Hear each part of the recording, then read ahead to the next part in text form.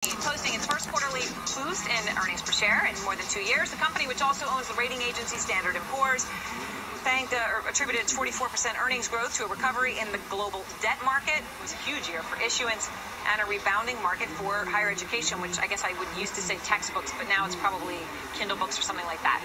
Joining us first on CNBC, Terry McGraw, Chairman, President, and CEO of the McGraw-Hill Company. It's good to have you with us. We appreciate it, Terry. Thank you, Aaron.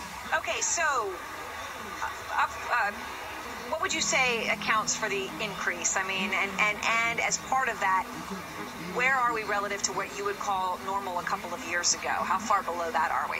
We still have a little ways to go. From our standpoint, we started to see this recovery coming in the third quarter of last year. The fourth quarter was very strong.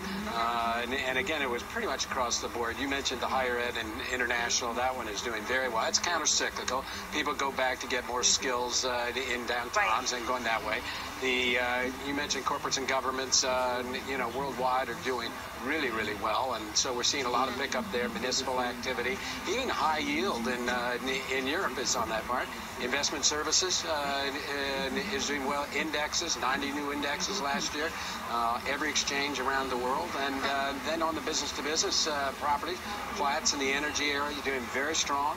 On that JD Power in China. That's right, JD Power. In China, I mean, they're doing phenomenal with all the cars and the new dealerships and all of those, with the voice of the customer and all that. Right, that's interesting. They are, of course, the largest auto market now. Last week, S&P's President Devin Sharma was on Power Lunch. They talked about a lot of the issues and the changes. S&P, which is more than just ratings, but is nearly half of your business. And I just wanted to ask you point blank, have you run the numbers on if you stop being paid by issuers and were just paid by investors who thought your analysis was so good of the debt securities they're willing to pay you for it? If you switch to that model, what would happen to your profits? Well, first of all, these are all valid models. I mean, you can go issuer pay, investor pay, you can go utility pay. There's a whole host of ways of doing it. Each one of them has their own potentials for conflict of interest, potential. So what you're going to have to do is figure out what you want to solve the equation for. If you're trying to solve the equation for transparency, then you got to go the issuer pay model, because then we disseminate all the information around the world free. And that's the system you want. If it's investor pay, then it's going to be all these confidentiality contracts, transparency goes down, and that's not good. So, I mean, you just got to make sure that as part of the regulation that there's really good inspection, the compliance system is solid, and that there are firewalls that are adhered to. And briefly before we go, Apple. Apparently you may get textbooks on this new tablet that's coming out.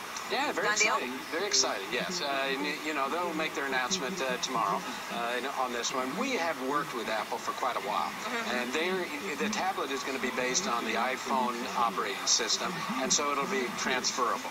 So what you're going to be able to do now, we have a consortium of e-books, and we have 95% of all our materials that are in e-book format on that one.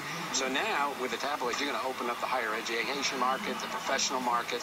The tablet is going to be just really terrific. All right. Well, Terry, thank you very much.